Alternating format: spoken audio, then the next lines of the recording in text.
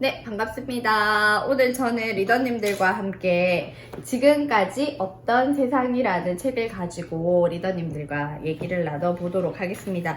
리더님, 우리가 지금 직장 다니시는 분들 되게 많잖아요. 이게 이제 직장을 다니고 우리가 어디에 고용되어져서 일을 하기 시작한 역사가 한 몇 년 정도 된 것 같습니까? 그리 길지 않거든요. 이게 고용사회의 역사, 그러니까 우리가 누군가한테 고용당해서 월급 받는 역사는 100여 년밖에 불과하답니다. 그렇다면 이 100년 전엔 어떤 사회였는지 우리 이렇게 딱 상상을 해보면 영화를 떠올리면 되잖아요. 그 전 시대는 소위 말해서 자영업의 시대라고 표현하면 돼요. 그러니까 많은 사람들이 뭐 농장이라든지 아니면 자기 집에서 그 다음에 조그만 어떤 작업장에서 뭔가 만들죠. 신발도 만들고 가방도 만들고 그렇게 만들어서 이런 개념이 없었어요. 임금을 받는다 누군가한테. 그런 개념이 없던 시대예요. 그래서 일자리라든지 이런 개념이 없는 시대였기 때문에 사실 누군가한테 돈을 받는다는 거는 그 시대에 굉장히 수치스러운 일이었답니다. 우리도 그런 시대가 있었잖아요. 자, 그래서 이제 그렇다면 지금과 같은 이런 사회 구조는 언제부터 시작되었느냐 하면 포드라는 사람이 자동차를 만들기 시작하면서부터였대요. 그래서 사람들이 이 타임벨트 앞에 앉아서 뭔가를 조립하기 시작한 거죠. 근데 그 전 시대에는 이런 개념이 없었댔잖아요. 그러면 사람들이 출근 시간에 제대로 올까요? 오지 않습니다. 그래서 뭐 이런 거 있잖아요. 작업장에서 일을 하다 갑자기 일 있으면 집에 가는 거예요, 사람이. 근데 타임벨트에서 만약에 한 개가 빠져버린다. 그러면 그 라인은 생산이 가능할까 안 가능할까요? 그 제품이 완전 쓸 수 없는 제품이 만들어지는 거죠. 그래서 무슨 일이 있었을까요, 그렇다면? 무엇을 했을까요? 그래서 광장에다가 시계탑을 만들었대요. 땡땡땡 이렇게 해요. 그렇게 해서 그 시계탑을 보고 사람들이 모여들 수 있도록 가르쳤죠. 또 무엇을 가르쳤을까요? 이 사람들이 계속 일하다가 집에 일이 있어. 그럼 가버려. 그래서 근면, 성실, 지각하면 안 돼. 이런 것들을 가르치기 시작했답니다. 제가 읽어드릴게요. 그래서 교육이라는 것이 언제 탄생했냐 하면 이런 고용사회의 탄생과 함께 학교라는 개념이 생겼던 거예요. 그 전에 사람들은 이런 뭐 고학력 이런 사람들이 없었던 거죠. 그러면서 이 CEO들이 이 사람들을 잘 관리하기 위해서 가르쳤답니다. 공교육에서 학생들에게 학교를 졸업하면 기업에 취직해라. 대기업에 취직해라. 그래서 업무를 충실하게 해라. 리더님들 어렸을 때 그런 교육 안 받았어요? 충실히 일해라. 그게 미덕이야. 이것을 반복해서 주입시켰습니다. 출근 시간을 지켜라. 많이 들어보셨죠? 가슴이 막 아플라. 주어진 일을 열심히 해라. 상사의 지시에 복종해라. 시스템의 일부가 되어라. 그러면 보상을 받을 것이다. 이것이 학교에서 가르치는 내용의 요지였답니다. 교육은 굉장히 위력적이었대요. 교육은 인간의 가치관, 심지어는 세상을 보는 관점, 행동, 양식을 규정시켰어요. 그래서 지금의 공교육 커리큘럼은 여전히 이런 공교육 사회를 전제로 짜여져 있답니다. 그렇다면 학생들은 이렇게 생각하는 거죠. 학생들에게 고용사회는 안정적이고 편안한 곳이고 바깥 세상은 위험한 곳이야. 이것을 계속 주입시켰던 거죠. 그리고 이 울타리를 벗어나며 불편하고 생존을 영위하기 어려울 거야. 무서울 거야. 밖으로 나가면 위험할 거야. 안전하지 않을 거야. 라는 생각을 하죠. 그래서 이 공교육은 고용사회에 적합한 인간을 양성하기 위한 데 맞춰져 있었다라는 거예요. 물론 이런 것들이 꼭 나쁘다고는 할 수 없어요. 그런데 문제는 뭐냐 하면 이 사회가 붕괴되고 있다는 것 때문이에요. 이 사회가 이제 변화하고 있다는 이야기 때문에 이것들에 대한 우리의 생각들을 돌아봐야 된다는 거예요. 코로나 이후에 굉장한 팬덤들이 찾아올 거죠. 여러 가지 변화들을 우리가 맞이하게 될 거거든요.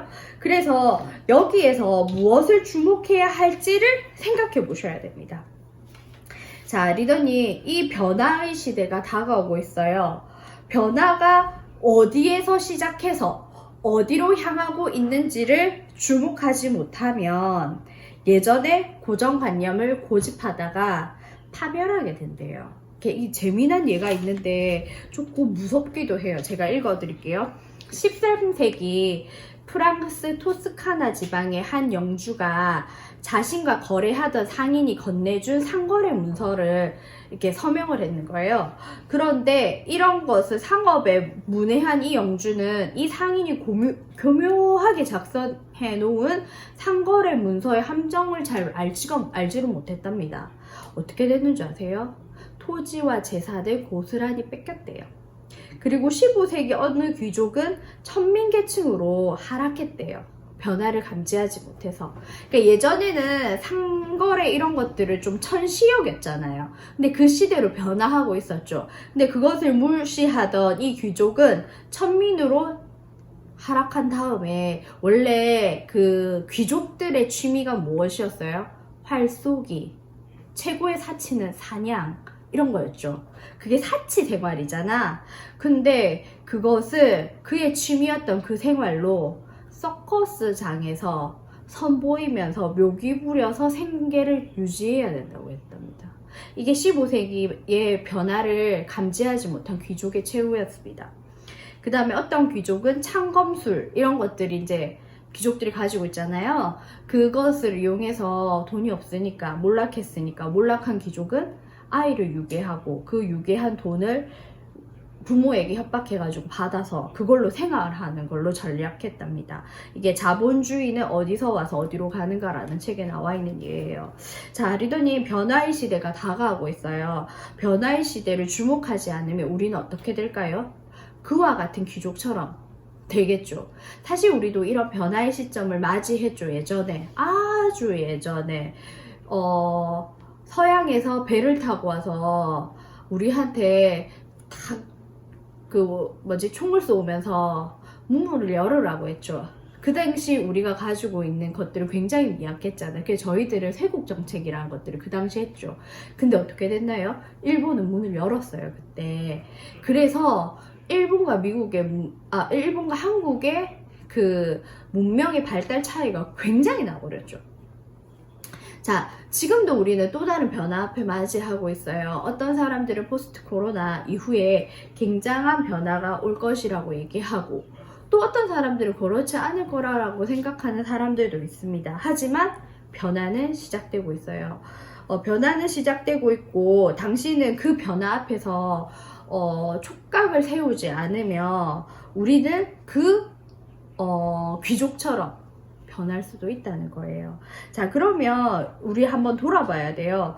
어디로 어떻게 생각들을 깨워서 살아남아야 할 것인가 라는 생각들을 해보아야 되고, 또 하나는 무엇을 배워야 하냐면 금융 지식을 배워야 된답니다. 금융 지식이라는 건 사실은요, 그러니까 일반인들, 그러니까 공교육에서 배우지 않는 교육이죠. 사교육을 하는 그들만의 리그였던 부분들이었죠. 그래서 우리 고등학교를 나온다고 해서 잘 몰라요, 이들이. 그런 지식들이 부족한 거죠. 그래서 리더님, 우리가 이것들에 대한 생각들을 한번 해보아야 될 것 같아요. 고용의 시대는 끝이 나갑니다. 그런데도 우리 여전히 고용의 시대에 머물러 있는 우리들이지 않나요? 그래서 앞으로의 시대는 어떤 시장으로 열릴 것인가에 대한 주목들을 해보아야 될 것 같아요. 평생 직장의 시대가 열린다. 이 책에서는 그렇게 얘기하거든요. 그러면서 이런 질문을 합니다. 내가 만약 창업을 한다면 어떤 분야에 뛰어드는 것이 안정적인 수익성을 보장해 줄까? 라는 질문을 나에게 해봐야 된다는 거예요. 내가 만약 창업을 지금 한다. 그러면 어떤 분야에 뛰어드는 것이 안정적인 수입을 만들어낼까? 리더님들 안정적인 수입에 대한 생각들을 해보셨을 거예요. 그렇다면 지금은 좋은 회사를 간다는 건 나에게 안정적인 수입을 보장할 수 없다는 얘기로 전제가 되겠죠. 그러면 어떤 비즈니스 모델을 갖추어야 될까? 그것은 어쩌면요, 아마존을 창시한 사람, 그 사람이 변하지 않는 것에 주목하라고 했거든요. 변하지 않는 것에. 그는 굉장히 변화를 해 나가고 있는 선두주자라고 하지만 그가 한 말, 변화에 초점 맞추라는 것이 아니라 변하지 않는 것에 초점 맞추랬거든요. 그것이 무엇일까? 여기 이 책 이렇게 되어 있어요. 소비재는 우월한 비즈니스 모델을 갖는다. 인간에게 꼭 필요한 것들을 생산해낸다는 점에서 다가오는 세상에서도 안정적인 지위를 차지할 가능성이 높다. 소비재가 안정적인 소득의 근원이 된다는 거죠. 이것은 변하지 않는 거죠. 변하지 않는 것. 그래서 리더님 여기 이렇게 있습니다. 소비재의 가장 큰 장점은 반복 구매 비즈니스 모델을 갖는다. 반복 구매 비즈니스 모델을 갖는다. 떨어지면 또 산다. 떨어지면 또 필요하다. 반복 구매 비즈니스 모델이라 어제의 고객이 오늘도 구매를 하고 내일도 구매를 하고 그 다음날도 구매를 한다는 뜻이래요. 반복 구매 비즈니스 모델을 기업에게 지속적인 수익을 보장해 준다. 그래서 그것에 어떤 소비자가 특정 소비재에 한번 입맛이 길들여지면 그 소비재를 그들은 지속적으로 구매한답니다. 자, 그렇다면 리더님들, 우리가 하고 있는 이 일, 네트워크 마케팅, 아메이 사업을 통해서 지속적인 수입을 보장할 수 있는 이 비즈니스 모델의 가치에 대해서 우리들이 한번 생각을 해봐야 되는 거예요. 그래서 리더님들 2030년도 이 책에 그 얘기가 있거든요. 2030년도면 사물 인터넷에 기반한 초연결 사회가 도래할 것으로 예상된답니다. 2030년도면 이 책이 지금 제가 구매한 지가 좀 됐는데 2030년도면 한 10년 남았잖아요. 근데 실제로 이 사물 인터넷을 기반한 초연결 사회는 지금 최근에 나온 책들이 2025년 정도 굉장히 실물로 굉장히 피부에 가까이 다가올 거라고 하거든요. 빨라졌어요.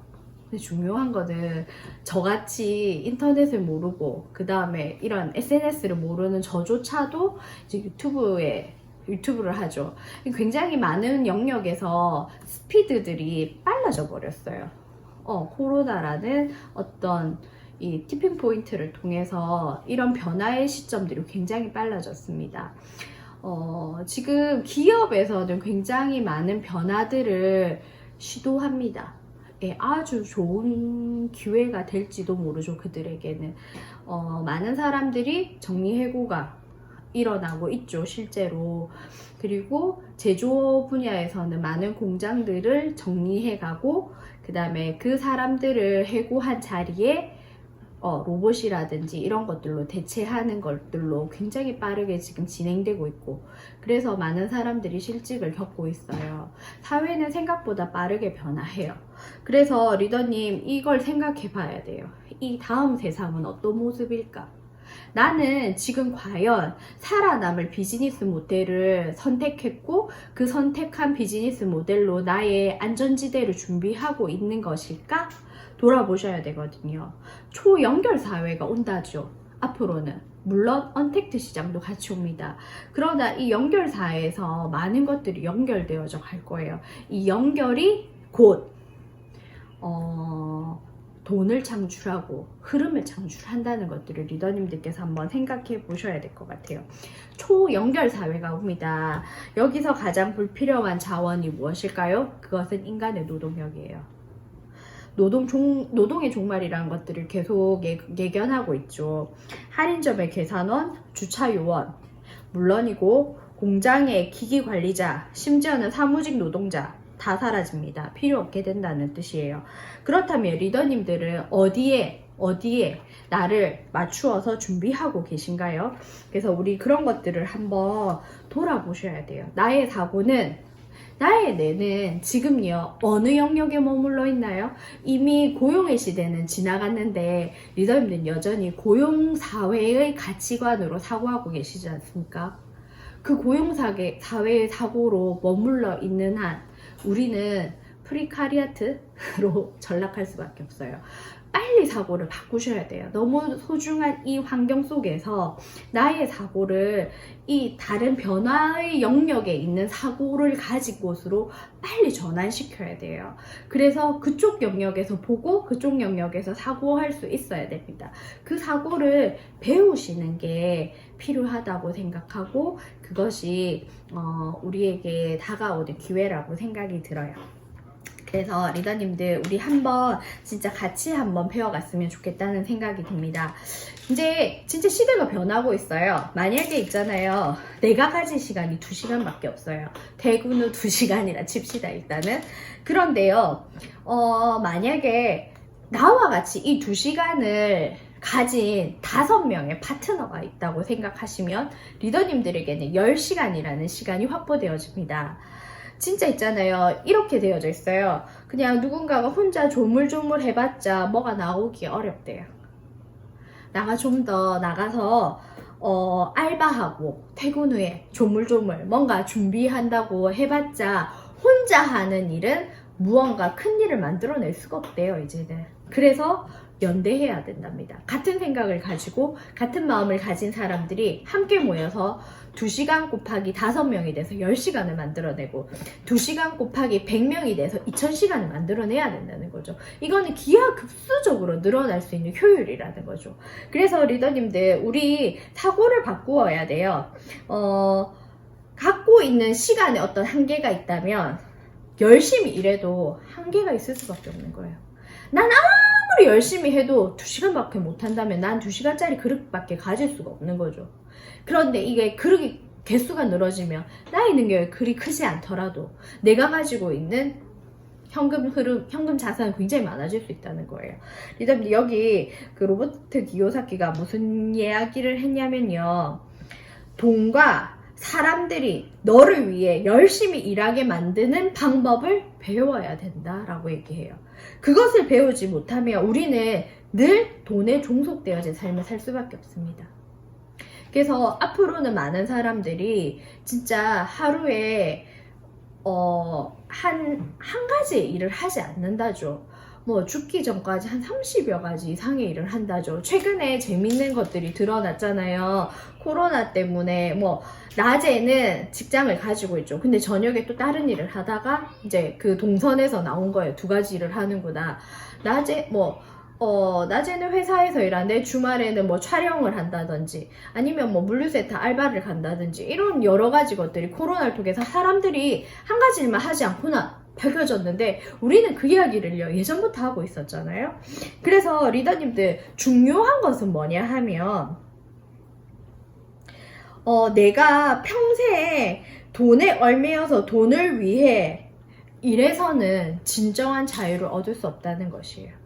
그래서 그 밖으로 나오셔야 합니다. 그 밖으로 나오셔서 그 돈이 나를 위해서 일하게 만들고 이 사람들이 나를 위해 일하도록 만드셔야 돼요. 그러면 어떻게 될까요? 진정한 자유란 이런 것들을 통해서 나는요 그 일을 하는 것이 아니라 내가 소중하게 생각하는 다른 일을 할 수 있게 되는 거예요. 리더님들 평생 직장인들이 이렇게 말하죠. 돈 그게 뭐가 소중해 라고 얘기하죠. 하지만 그들은 그 돈에 종속되어진 삶을 살 수밖에 없어요. 내가 일해야 되는 그 시간들을 지켜내야 되죠. 하지만 사실 더 소중한 것 때로는요 낮에 아이들을 위해서 시간을 낼 수 있지 않습니까? 그러나 우리는 그 일을 할 수 없을 때가 많죠. 그래서 리더님들 돈과 사람들이 나를 위해 열심히 일하게 해서 내가 진심으로 중요한 것들에 집중할 수 있게 된다면 어떨까요? 그러려면 그것들을 지금부터 그 시스템, 그 환경을 지금부터 구축해 놔야 된다는 거예요. 그래서 리더님들 중요한 것을 자유롭게 할 수 있는 삶, 그 삶을 선택하셨으면 좋겠습니다. 변화 속에 기회가 있습니다. 낯선 사람들 속에 나에게 기회가 찾아옵니다. 그래서 리더님들 지금 나에게 뭔가 새로운 만남이 생기고 새로운 것들이 찾아오기 시작한다면 이것이 내 삶의 전환점을 만들어내는 것이 아닌가라고 그 환경을 유심히 살펴보고 집중해서 그것을 쟁취해야 된다는 거예요. 잘 배워서 이 환경 속에서 함께 성장했으면 좋겠고요. 우리 함께 진짜 진정한 자유가 무엇인지 이곳에서 배워서 함께 자라갔으면 좋겠습니다. 감사합니다. 구독과 좋아요를